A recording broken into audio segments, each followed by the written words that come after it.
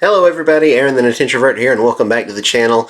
So we just finished up our playthrough of Super Mario Bros. 3, and yeah, I don't know, that's got me in kind of a classic kick. I'm kind of wanting to play some more 8-bit NES games. So with that said, today we're going to be checking out the original Super Mario Bros. And yeah, I've got rocking my Super Mario Bros. NES shirt here. I'm of course going to be using the classic wireless controller with the very uncomfortable control pad to get that authentic 80s experience. That's going to cause my fingers to probably you know, callous and blister, and you know, there might even be some bleeding and who knows what other various excrements might come out of my hands. So yeah, I've even got my retro Mario amiibo figurine here. So yeah, all I'm missing now is just a giant picket sign that says, "I'm a virgin. No woman will ever love me." Okay, that's enough of that. All right, let's get into the playthrough here. We're just gonna start it up. But yeah, this is just gonna be, I think, just a one-episode series. I thought it'd be kind of nice to just do something a little bit light and breezy that we can get through pretty quickly. So we'll go ahead and start the game here. Hopefully the audio's not too loud. Let's listen. Turn it down just a smidge in case that can be picked up by my headset, so we don't get any double audio or anything. But yeah, I figure we could just do you know, it probably won't take but maybe like 40 minutes to beat this game or something. So we can just do a quick breezy playthrough of this game here, and yeah, just upload it as one singular video. What am I going to title this video? I don't know. We can go down this pipe and get some coins, but there's actually a secret 1-up mushroom in an invisible block somewhere. There it is. There he is. You thought you could hide from me. Grab this fire flower. But yeah, Super Mario Brothers, the original, came out in 1985. Very iconic. You've probably seen this Mario sprite plenty of times before. It's been reused in countless other Mario games for the nostalgia factor, even though it's really probably not that nostalgic for most of us, because for a lot of people, you know, even in their 20s, this game came out long before they were born. You know, I'm 24, going on 25 at the time of recording. I was born in 1999, so even as a 24-year-old man, which is weird to think of myself as being that old. They say your brain, I think, as I understand it, supposedly constantly matures and develops until around the age 25 is when it kind of plateaus. So if I've really reached the pinnacle of maturity, that's a little concerning. If it's all just downhill from here, at least no better, no more wisdom to be acquired over the years. But anyway, yeah, 25, that's like a quarter of a century. Now I'm going to give myself a midlife crisis here. But yeah, to think to be that old, but this game still would have come out like, what, a good 14-ish years before I was born, something like that.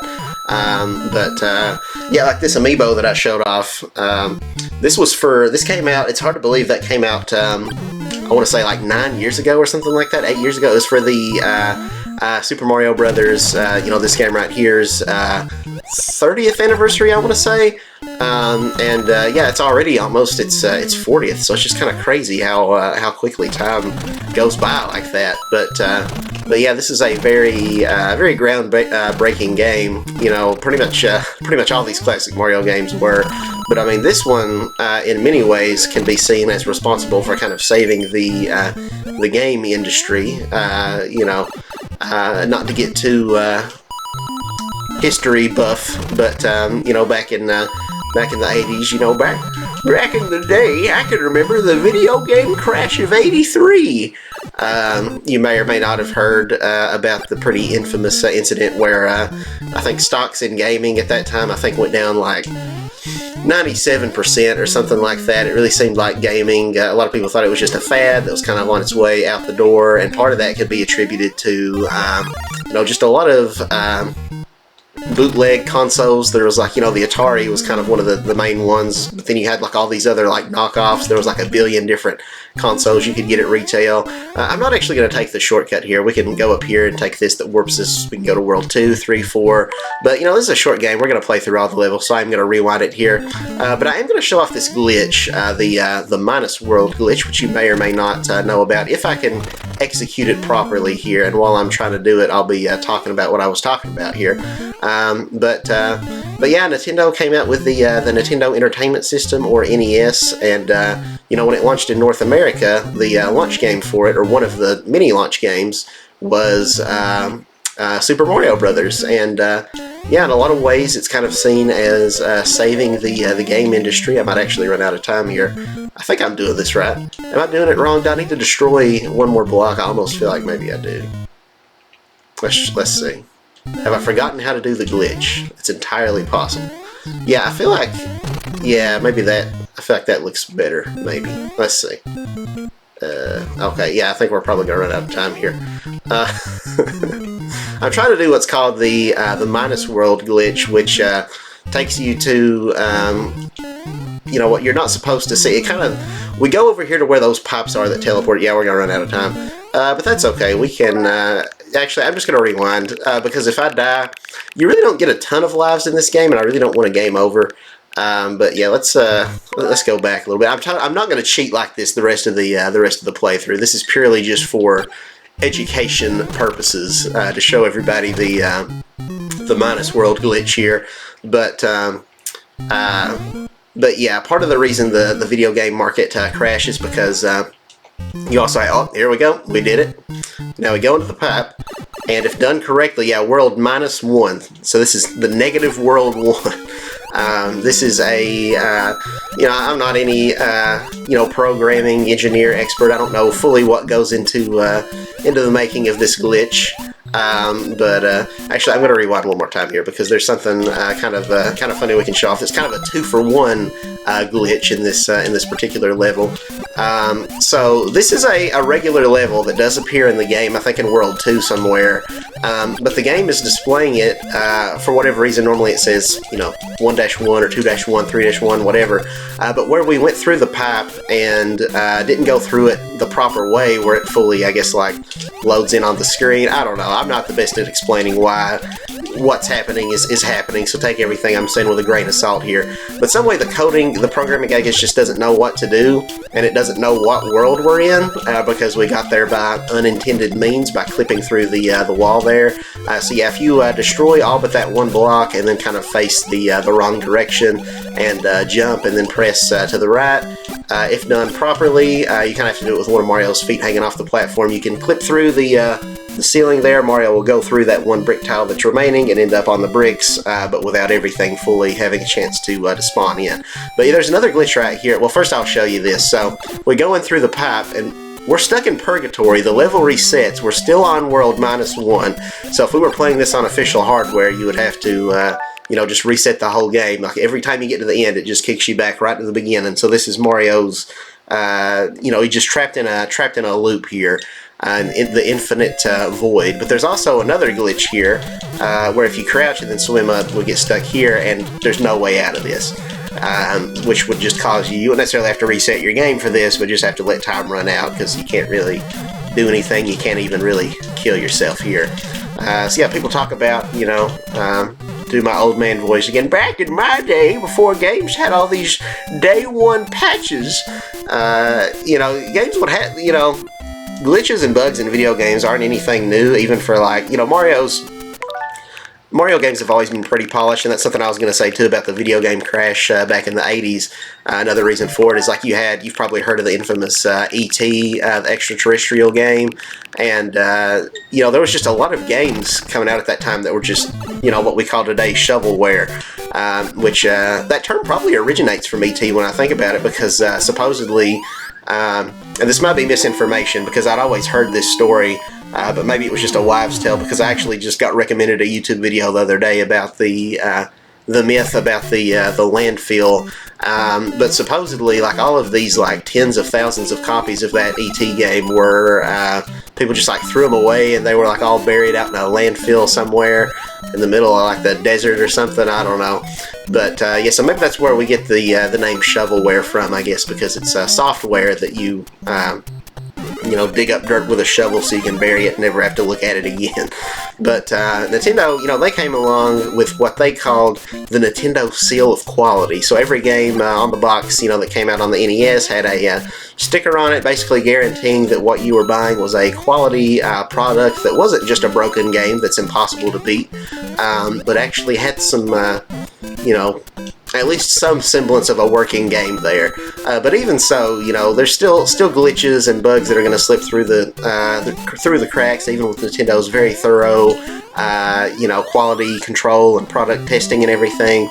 You can't get it all, completely perfect. So, I know some people might find it annoying, and, admittedly there are some companies out there who do take advantage of that and will release unfinished products with the intent of, we'll patch it out, we'll do some quote-unquote free content updates later to actually, fully flesh out this game and add everything that should have been in there at launch, which is not a practice that I particularly condone. But at the same time, I think it's better than not that we live in a world where game developers can patch out the content for their game if there's a bug that needs to get updating, which may or may not be a game-breaking bug. I know Nintendo's had some bugs in their games, despite their rigorous scrutiny to keep that sort of thing from happening, that does just halt progression, and unless you make a new file, you wouldn't be able to beat it unless we patch it out. And back in the day, sometimes companies, they would, you didn't have online to be able to download patches, but they would maybe release updated cartridges or whatever, or discs that's like the version 1.2 or 1.3 disc or what have you that has some bug fixes. But if you bought that original 1.0 version, then you're just kind of out of luck. I don't know that any of these places, maybe if it was a really, really bad glitch that was super common or something, but otherwise I don't think they were really giving any refunds or letting you exchange the game for a for the updated version or anything like that. So I think we're better for it that we live in a world where you can just download a update, and it does suck if it's a larger one that's like, oh, I've got to download a 20 or 30 gigabyte update or something. But if it's just like, well, there's this one bug that needs tweaking, and you just got to download this 50 or 100 megabyte update that takes up hardly any storage at all, I'm not gonna throw a hissy fit over that. But speaking of which, I actually, for my Nintendo Switch, I have a 500 gigabyte micro SD card, something like that. I don't know if it's exactly 500 or if it's 520 something, some weird number. I know usually they're multiples of 8, so you got 8, then 16, and then 32, and 64, 128, 256.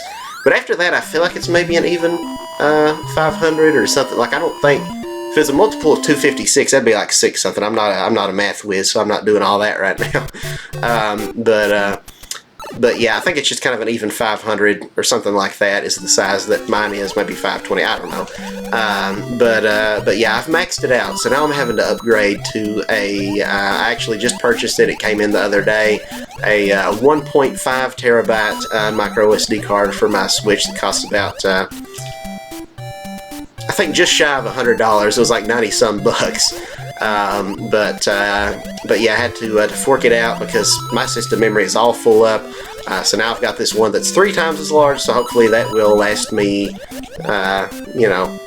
good couple months or so before we max that one out too. Ow, I touched the fish. Now you're gonna be sleeping with the fishes. But yeah, I've hardly done any talking about this game. I've just been talking about random stuff. I mean, I guess it's kind of been vaguely related, but yeah, Super Mario Bros. 2 came out in 1985 on the Nintendo Entertainment System. Like I said, it was a launch title here in North America. I want to say that the NES actually came out maybe a couple years earlier in Japan. I'm pretty sure there's some games on the NES that originally came out in maybe 1983 or something like that, but it took it a couple more years before this system actually came over into the States. But over there it wasn't called the Nintendo Entertainment System or NES. It was called the Famicom, which is short for the Family Computer. And then what we have is the Super Nintendo or Super NES, SNES. In Japan was just called the Super Famicom, so the Super Family Computer. And yeah, it's kind of weird with the console, because again, like the video game crash was really dying at the time. A lot of retailers, you know, they didn't really want to carry video games in their store because they just weren't, you know, they weren't selling. It wasn't a, they weren't getting that return off investment. Yeah, so Nintendo came along, and it's kind of a weird marketing strategy, but I guess it worked for them. They tried to package it in a way, I don't know if you say if it was to kind of almost trick the retailers or trick the consumers or what.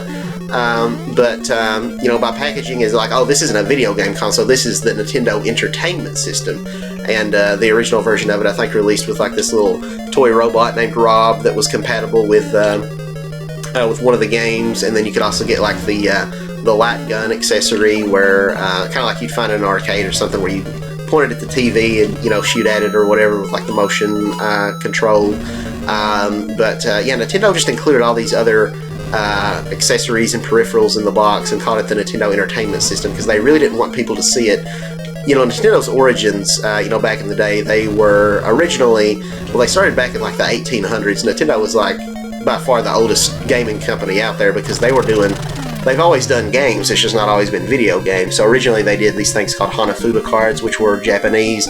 But then in the, I want to say maybe the 60s, they got into making like toys, like kids' toys. They came out with all these weird different toys, and Nintendo references them in a lot of their games, like in Tears of the Kingdom, which many of you've probably played, the sequel to Breath of the Wild. One of Link's abilities in that game is called the Ultra Hand, which lets you, you know, pick things up and you fuse them together and whatever. Yeah, that's actually a reference to Nintendo's, you know, they had this old toy back in the day called the Ultra Hand, for probably back in like the 60s or something.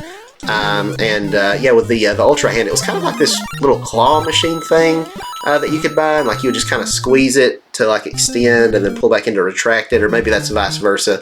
You'd like kind of, you know, do this sort of motion, and then one would cause it to come out, the other would close it. It's got like a claw on the end to like grab stuff with. Yeah,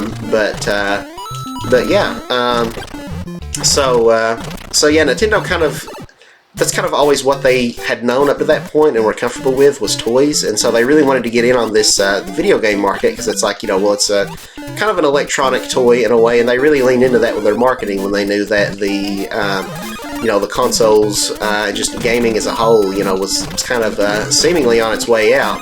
So they're just like, okay, we're just gonna like tell people it's just a toy. This is our next you know, next toy, the Nintendo Entertainment System. It's more or less, I guess, kind of tricking consumers into buying a game console when they thought they were done with that, and tricking retailers into adopting it. So I guess in a way you could say it was kind of a colossal act of false marketing, but I think it worked out to their advantage, and I don't think anyone bought one and felt ripped off like, hey, what is this? It's got Super Mario and Zelda. I thought this was going to be a paddle ball, you know? But yeah, Nintendo really just revolutionized the gaming industry, and you know, if not for this game right here, games as we know it would be totally different. You know, they would probably still be around in some capacity if Nintendo hadn't decided to get in on it. But you know, it might have been there might not have been the big boom in the 80s after the crash. Maybe there wouldn't have been any games until, I don't know, maybe the 90s. Someone was like, hey, you know what would be kind of nostalgic? Remember those things we used to play video games? What if we took another crack at that? And then it just, maybe they tried to recreate the success of like Pong or the original Pac-Man or something. And so gaming would probably still be around, but it would probably be not nearly as big of a market as it is today. Whereas I understand it, I think games are more profitable nowadays than even like movies and TV and music, which is kind of insane. Which a lot of that probably can be attributed to mobile gaming, if you want to count that, which I don't know. To me, I don't really consider that in the same sphere. It's like technically video games, yeah, but it's a very different different kind. But yeah, I don't know. So we've got a lot to be grateful for Nintendo. It's kind of a little hokey, a little corny to say, and it probably makes me sound like the biggest corporate shield, because, you know, they're not perfect. Nintendo, you know, they make a lot of mistakes, but I really do feel like Nintendo, you know, they're by and large my favorite company out there, and I feel like they are, they might not always hit the nail on the head, but in general, genuinely want to make a quality product that the consumer's going to be happy with. Does that always happen? No. There's been some stinkers in there. You know, Paper Mario Sticker Star, not a strong recommendation. The last couple of years of the Wii U's life were pretty sad. Don't get any of those games. You had like Mario Tennis Ultra Smash, which is like probably the most shallow game Nintendo's ever released for like $60. A tennis game, it's only got one court you can play on. There's just no content there. Star Fox Zero is kind of the same situation where, you know, a lot of people complain about the controls in that game, but my issue is less with the controls and just like that you can beat that game in just a couple hours, and it's like I paid $60 for this, you know. On other consoles, I can get a 100, 200, 300 plus hour game for $60, and this is, yeah, I can beat this in 2 hours, you know, which, you know, length doesn't necessarily equate to the quantity, or the quality rather, of the game. Yeah, I don't know. Here we got old Lakitu here throwing his children at us. Well, not really his children, but these Spinies, which he just kind of keeps in his pocket, I guess. I don't know. Is that a Spiny in your pocket, or are you just happy to see me? But anyway, where does he get all these from? He just has this infinite arsenal that he's just pulling out of who knows where. Probably don't even want to ask. Like, you think it'd be painful just riding around all day in that cloud with those in there. But yeah, this game, you know, it marked a lot of firsts for the Mario series. You know, it was first game to feature Lakitu here and the spiny enemies that he throws, but also, you know, just a lot of your typical Mario enemies. Koopas, the Goombas, Hammer Brothers, Bullet Bills, Bowser, Princess Peach, Toad. This was the first game to have any of them. Mario and Luigi, both of those characters did appear before this. They've been around for a few years at that point in the arcades. Mario, of course, got his debut in the 1981 arcade game Donkey Kong, which was also kind of a phenomenon at the time when it came out. Probably wouldn't have been enough, you know, that game's success to solely have saved the game industry crash a couple years later had this not come along. But yeah, Mario was first in that game. Back then he was called Jumpman, and of course, you know, that was the classic game where you got to climb the, you know, climb the ladders and scale the girders and rescue, you know, the damsel in distress at the end of the game. Which, can I get down from here? No, we're going to rewind. We don't want to, it skips us forward. We're not using the warp zones or anything. We're going to play through every level because this game's short enough that, you know, we might as well. But yeah, it's, where was this? I must have missed that earlier, that I could have gone down that way. But anyway, yeah, you don't actually save Princess Peach in that game. Instead, you save a little lady named Pauline, who, you know, would kind of, after the original Donkey Kong, kind of fell off the planet for a very long time. She wasn't seen again in a Mario game for several years, maybe decades. I think, I want to say she might have been in, you know, there was a Donkey Kong game on the Game Boy Advance that was kind of the classic style, where DK's the bad guy and you got to climb the, you know, climb the ladders and dodge his barrels and all that stuff. A lot of people just call it DK94 because it came out in 1994, but the game was just called Donkey Kong. But so to prevent confusion with that in the original arcade game, you know, fans have kind of unofficially dubbed that one DK94. But yeah, I guess that game, I think, also had Pauline in it. But outside of that, she appeared in like the Mario vs. Donkey Kong spin-off games that were on like the DS and stuff, and 3DS, where you play as those little minis, like the little toy, like mini Marios that get like wound up, and you got to use the stylus to kind of move them around. You know, they brought Pauline back for those, and then more recently she appeared in Super Mario Odyssey, so like the most recent like mainline 3D Mario game that came out, I want to say in October of 2017, so the year the Switch came out. I think in this level we have to like pick the right path here, and I'm not exactly sure what that is, so hopefully there won't be a whole lot of trial and error here, and we can get it, hopefully we can get lucky, or I can somewhat remember this. I'm not like, okay, yeah, I think we're good. Yeah, not bad. We made our way through it. Yeah, I kind of figured that was going to happen, but whatever, we beat him. So yeah, we're halfway done with the game now. We're about 24 minutes into the episode here. Thank you, Mario, but our princess is in another castle. So yeah, that's where that comes from, in case you weren't already familiar. Yeah, halfway done with the game. I guess we'll just keep going. You know, I initially said, our first death. I wasn't sure if on this level we could get a 1-up from following that or not. We definitely can in one level. Excuse me. I want to say maybe maybe it's in World 8. I don't really remember which one. But we can kick the shell and, you know, get a big enough combo to get an extra life. But that clearly was not it, and I didn't see the pipe up ahead. We can't actually get a 1-up in this game with a star. In a lot of Mario games, like, your points stack as you keep running into enemies with a star. But in this one, you can't really do that. It's pretty much always the 100 coins, or 100 points rather, except for there when I got the Koopa. I guess that's worth 200 points for whatever reason. But yeah, that doesn't build up to a higher number that eventually results in 1-ups or anything like it would in later Mario games. I'm not sure what the first one to start that was, if that might have been a thing that came along in Mario 3, or when that started, that you know, if you run through enough enemies with a star, you could get an extra life. I guess that would have been Mario 3. Surely it wouldn't have been all the way until Mario World came out. But yeah, Pauline, she was in, if you have played Super Mario Odyssey, she's an NPC in that game, and she is the mayor of New Donk City, which is kind of the realistic world. It's also called like the Metro Kingdom in that game, where there's just all these, you know, realistic-looking humans walking around, the New Donkers. Weird parody of New York City mixed with Donkey Kong. There's lots of references all around the city to the old arcade game.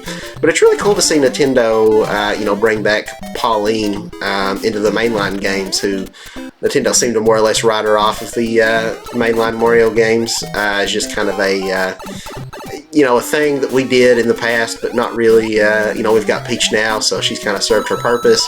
But yeah, it's neat that they brought her back in a more meaningful way. And then, of course, it probably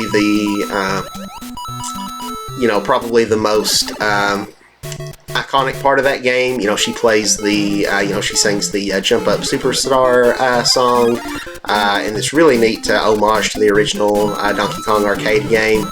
And yeah, she's kind of been appearing in some of the other Mario games since then. She's been in Mario Tennis Aces, which came out in 2018. She's been in, most recently, she was added to Mario Kart 8 Deluxe as part of the Booster Course Pass DLC, where they were doing all of the free update. Well, not free updates, but it was free if you're subscribed to Nintendo's, you know, most expensive online tier, the $50 a year Nintendo Switch Online Plus expansion pass that comes with.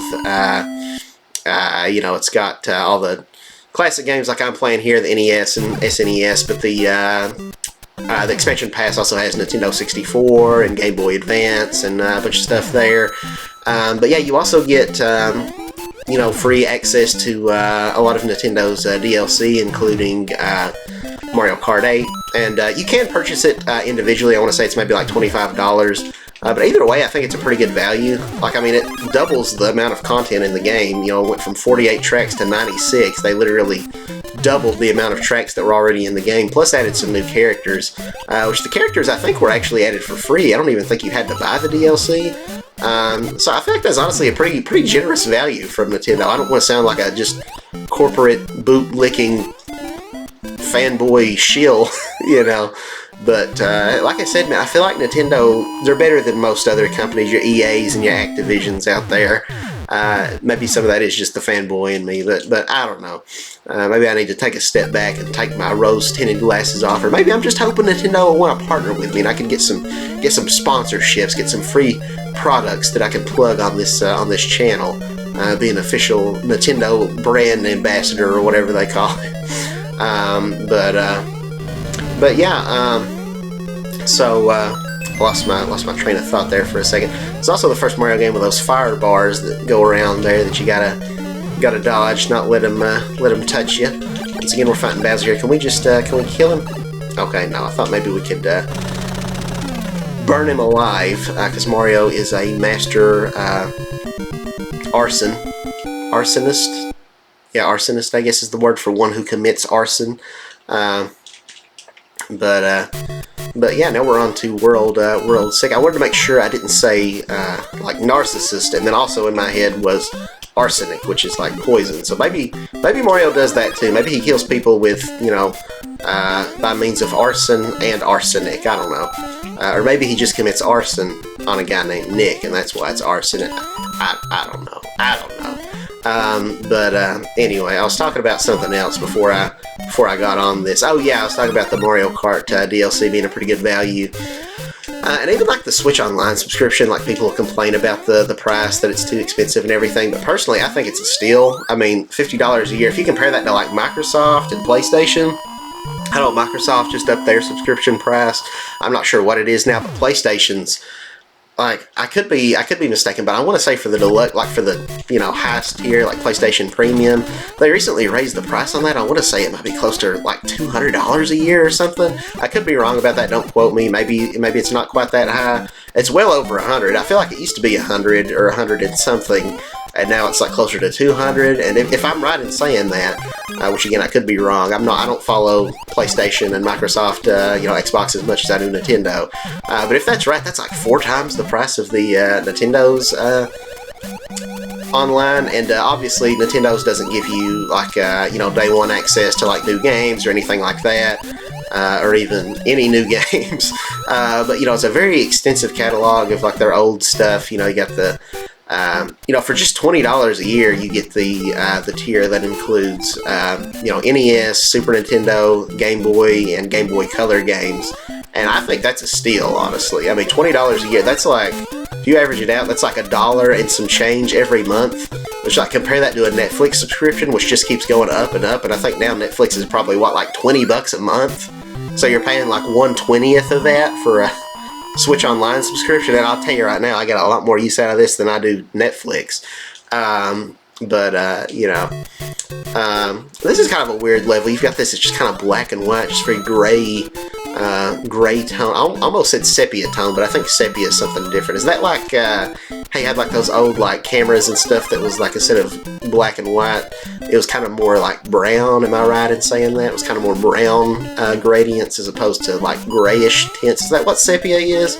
I know a lot of like phones and stuff will have like filters that's like sepia tone. I think that's what sepia is, but I could be wrong about that.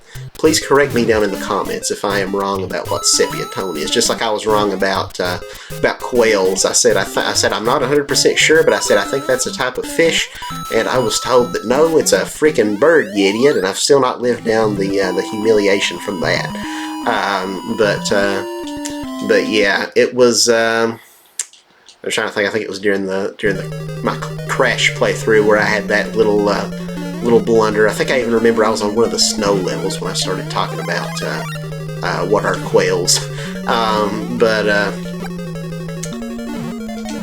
But yeah, and then like the Switch Online expansion pass, you know, you throw in the included DLC where you get like the Mario Kart 48 extra tracks, and then you also get I think they've got the Splatoon 2 Octo expansion included in that. And then you have the Animal Crossing Happy Home Designer DLC, or whatever that was called, which I think is like $30 on its own or something like that, $20-$30. Okay, now we're fighting Bowser here, and we'll just shoot him and kill him, turn into a blooper. So evidently that was like in each of the worlds when you kill, quote-unquote, kill Bowser with the fireballs, he turns into a regular enemy and disappears, or there'd be like, you know, a Koopa or a Goomba or a Hammer Brothers or what have you. So it's kind of like, well, that wasn't the real Bowser, that was just a fake Bowser in disguise. The real Bowser's still out there somewhere. And apparently that was originally a graphical glitch when they were making the game. There was some kind of glitch in place where when you defeated Bowser, he would turn into a regular enemy, and they were like, you know what, that's kind of a good idea, let's keep that in there. So it's only once we get to the 8th world, which we're rapidly approaching, by the way. This has gone by very quickly. I've not died nearly as many times as I thought I would. I think I only died maybe twice, I want to say, maybe just once. I feel like it's twice. Yeah, we're breezing right through it. 'Cause I remember this game being a little on the hard side, and now it definitely does ramp up in difficulty once we get to the 8th world, which we are rapidly approaching. This is World 7, so we got like 8 more levels, 7 after this one, because each world, there's 8 worlds, and each world has, you know, 4 levels in it. I don't know why I'm even grabbing this because I've already got the Fire Flower. You can't hold like a second one in storage or anything, but we want to have a good score because why not? Even though this game, when you reset it, it wipes all your memory. But we are playing this on the Switch Online, so we can create a suspend point when we're through here. That way we can look back at it and say, yeah, that's my score. I did that. Remember when I did that on July the 30th, 2024? I had to look at my monitor to see what date this is that I'm recording. But yeah, so I don't know, the Switch Online expansion pack, I think it's a pretty good deal, but you know, to each his own. A lot of people think that it's overpriced for what it is, and I don't agree, but you know, I'm not gonna say like, if you don't buy the expansion pass, you're, you know, because I mean, again, I don't want to sound too much like a corporate bootlicker. If you don't want it, it's fine. I don't care. I can't be that bothered. If you're not like, you know, somebody who plays your Nintendo Switch like religiously like I do, like pretty much every day, then you know your mileage is going to vary. But for me, I think it's a pretty good value because like if you look on like the Wii or Wii U Virtual Console and you know buying these old games, you know one Nintendo 64 game was like $10 a pop. So yeah, it kind of sucks that you can't purchase these games individually.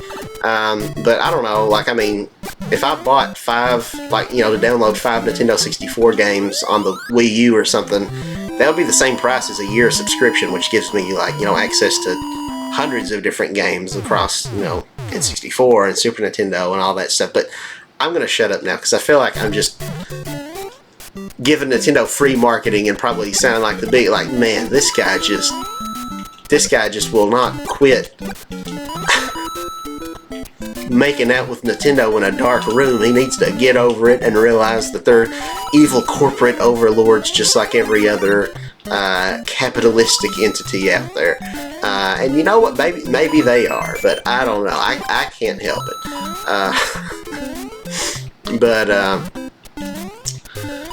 But yeah, we're going so quick through these levels, man. Cheap Cheeps, that's another enemy that first appeared in this game. Those Mario fish there, they're called Cheap Cheeps. We missed the top of the flag, but that's okay. We've got the sweet, sweet baby 100, as Darby says from Blue Television Games, who's a pretty good channel. You should check him out. He's pretty wholesome. There's not really any, you know, he doesn't say any bad words or anything like that on his channel. And he plays a lot of, he mostly just plays like the side-scrolling 2D Mario games like this. This is going to be a little tricky because I've got my headset in. I can't really hear when it does the, like, to tell me I went the wrong way. At least I guess they do that in this version. I know they do in the Super Nintendo remake of this game, but I don't know if they do that in this original one. So we might just be stuck here in purgatory forever now, kind of like when we went to the minus zone.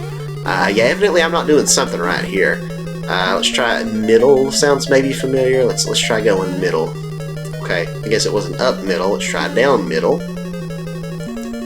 And nope, let's go down, down.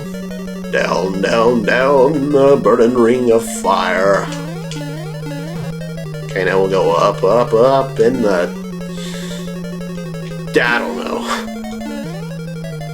This still isn't it, is it?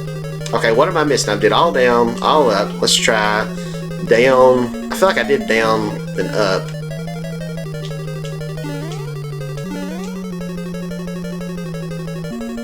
And then let's try down. I'm gonna run out of time here probably. Let's try down, middle.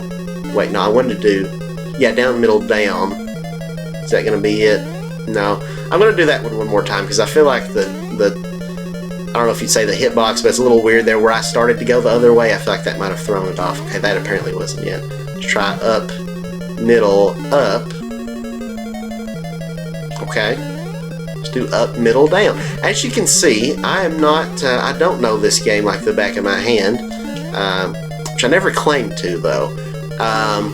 Down, was it mattress, mattress, sheets, SpongeBob, pillow? Oh, hey, we did it. I don't know what I did. Oh, it was mattress, SpongeBob, mattress, then sheets, pillow. Got it. Oh no, is there more?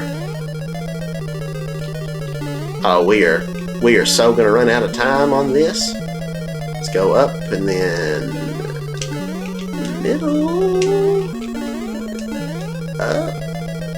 I don't know. Wait, did we do it? Oh my gosh, I think we did it. Oh, thank goodness. Oh, tried to slide under him. I know I wouldn't be able to because this analog, you can't slide. It's been a running gag since like the Mario 3 one. You press down and it's just like, oh, you want to go to the left? No. Oh, you want to go to the right? No, I want to go down. Down, down, down to the burning ring. Okay, we're on the final world. Now we got Buzzy Beetles. That's another recurring Mario enemy who you might not recognize because it actually looks quite a bit different in this game compared to how it looks in later Mario games where it's got more of a bluish color instead of black, and it's got kind of like a yellow face and arms. But yeah, that's Buzzy Beetle. And I feel like, can we go down one of these pipes? Okay, yeah, we go down this one. But again, yeah, this game is just a lot of mainstays for Mario. I've talked about all the characters that got their debut here, but even just like the concept of Mario eating mushrooms and getting like the fire flower and the stars and grabbing, well, there might have been coins in one of the arcade games actually, but going down pipes and stuff, a lot of ideas that originated here. So before this game, the first game to have Mario in it, like I said, was 1981's Donkey Kong arcade game, which was followed up by, you had Donkey Kong Country 2, or, well, Donkey Kong Country 2, Donkey Kong Jr., rather. Donkey Kong Country 2 came way later. But yeah, Donkey Kong Jr., which you could argue whether or not that's a Mario game, because technically Mario's the antagonist in that game. You play as Donkey Kong's son, DK Jr., and you gotta rescue your father from Mario. Although there's like 2 Marios for some reason, and they've got him trapped in a cage. So take our time here. It's very precarious jumping here. Okay, just 3 more levels. We're about to just knock this game out. And then that'll technically count as another playthrough under my belt. That's another reason I wanted to play this game, not just because I was feeling nostalgic, but also because I was feeling lazy. And it was like, if I just do this one episode, then that could be my 5th playthrough. Like, we finished, Super Mario 64 on this channel so far, and then we finished Crash 2, and then the first Spyro, and then finally Super Mario Brothers 3. And so it's like, yeah, what's an easy game that I could beat in like one day, just like one recording session, and then that just be my like 5th playthrough that I finished. And it was like, okay, we got a little lucky there. Oh gosh, things are happening. Alright, I think there might have been a mushroom I could have got back there, but it was getting a little too risky. Now this is tricky. Am I going to be able to... Okay, yeah, good, good. I almost feel like I used to think I didn't play as well when I was like on the pressure of like being on camera and not wanting to embarrass myself in front of a live audience. Well, I jinxed it. I got to talking. Although I feel like I pressed the button and it didn't go through. You ever do that? Like you swear you hit it. Oh, we don't even have a checkpoint on this one, man. But yeah, anyway. We're just blistering through this game, just about done. Just like my fingers are blistering from this controller here. Yeah, at least we can just kind of farm infinite 1-up mushrooms here each time we die, so that's kind of handy. Was there something in one of these? I feel like there might have been, but I could also be completely insane. Yep, it's the latter. I'm completely insane. Is there one in it? Here's where I almost died. I feel like... Yeah, okay, I thought there was a mushroom here. So now maybe the odds will be a little bit better stacked in our favor. Probably not the greatest whistler. I'm not the best whistler. I've not even seen the last Hunger Games. I saw the second one like once. What's the second one? Is it Catching Fire? Is that what it's called? And then what is it? Mockingjay, which was like a 2-parter. Yeah, never seen Mockingjay, and I don't really remember much of anything about Catching Fire. But yeah, Katniss Everdeen. They were alright. I wouldn't say I was like the biggest Hunger Games fan. I think she was from, what, District 12? Is that what it was? But I can kind of appreciate where it's like they're like a kind of an oppressed coal mining community, and growing up in Appalachia, there's some obvious connections to be made there. So I can, certainly praise it for that. But yeah, I don't know, they're all right. It kind of, I was kind of watching back through Harry Potter not too long ago, and the 4th movie slash book, you know, the Goblet of Fire. It kind of feels like the original Hunger Games before Hunger Games. Wait, let me look back at my lives here. Oh, yeah, I think if you get to 10 lives, it represents it as like a little crown. And then maybe if you get like 10 more, then it's like you've got 2 crowns or something like that. I've never seen that before. This is the best I've ever done at the original Mario Brothers. So yeah, I feel like maybe I was right in my assessment before I died earlier that I play better when I'm having to talk in front of the camera and like multitasking and the pressure of not wanting to make a mistake. You'd think that would make a body worse, but I feel like it is... I don't know. I feel like it's working. I feel like my commentary is getting better too. I feel like, you know, I've uploaded maybe about around 20... Oh, come on. I was on his head. He didn't have a hammer in his hand. Yeah, I feel like my commentating's gotten a little bit better, not as awkward as it was. Okay, this is typically like the hardest level in the game, and I got through that relatively easily. We're going in small, though. I don't love that, because this last level is also... this one and then this last one here are the 2 hardest, I would say. Yeah, I'm a little bit... I almost just immediately slid into the lava down there. I'm not too happy about going into this without having a mushroom, because there's one spot right at the end, like right before, there's like a Hammer Brother right before you get to Bowser, and there's not a lot of room to jump over him. This level, I think I kind of remember the pattern here. There's like a certain way you have to go in order to not just be stuck in an infinite loop. But unlike some of the other, you know, trick rooms, whatever you want to call them, that are designed that way, I think I pretty well know where they're all at in this game, which that can partly be attributed because I was just watching that YouTuber I was talking about, Darby from Blue Television Games, play this game recently, because so on his channel, like I said, he plays the old classic, you know, 2D Mario games, but he also plays a bunch of just ROM hacks and like fan games and stuff like that. So if you're into the old classic Mario, you know, give his channel a watch. That's pretty much like all he does. Like I said, he's pretty clean. There's no language or anything. Sometimes he brings in his buddy Lair, and when the 2 of them are together, you know, it's pretty funny. We did it! That's my most flawless playthrough of the original Super Mario Brothers ever. Oh, thank you, Mario. Your quest is over. We present to you a new quest. Push button B to select a world. Button B? What are you talking about, Princess? I don't know what... Button B? Have you gone crazy? What's this button B? Who are you talking to? I'm just breaking the 4th wall, Mario. What do you mean breaking the 4th? What are you talking about? There's walls everywhere. I'm trying to break you out of the walls, Princess Peach. You've been kidnapped by Bowser, and now you've got all delusion. Okay, that's enough of that. Yeah, so we beat the game. We're not going to do the new quest, because all it is you can go back through and play the whole game all over again. We will set create a restore point here, just that way we've got a excuse me, just got a file that shows our score here. It's probably the highest score I've ever gotten in this game, because usually I do game over and stuff, but yeah, we only died, you know, a handful of times, maybe like 2-3 times maybe. Wasn't really keeping track, but you know, I think that's pretty good. I'm pretty proud of that. This playthrough is wrapping up quite nicely. So yeah, I guess I will just go ahead and end it here. I feel like there was something else that I was saying, and then I got sidetracked. Oh yeah, I was talking about subscribing to Blue Television Games. Check them out if you're interested. Yeah, thanks so much for watching, guys. If you want to leave the video a like, then you should probably listen to your conscience and do that. And if you hated it, you know, follow those convictions, man. If you feel in your heart to give it a dislike, I understand. You know, I'm not going to say I'll be thrilled about it, but I get it. I can respect it. You know, a man who lives up to his conviction. That's not me playing, by the way. That's just the demo playing. That's the controller is right here. It plays by itself when you leave it idle for too long. That was not me dying to a Goomba on the first level. But yeah, if we were to go back and play it, then, you know, it's kind of the same stuff, but they replaced the... see, I'm keeping my hands here so you can see. They replaced the... I think maybe the Goombas, and I don't know if they replaced the Koopas also with those buzzy beetle enemies that you can't really kill. But other than that, it's pretty much the exact same thing. So we're not gonna replay it, because it's not really like a modern games when you have like a new game plus or a whatever, a hard mode that changes, you know, some substantial stuff up here and there.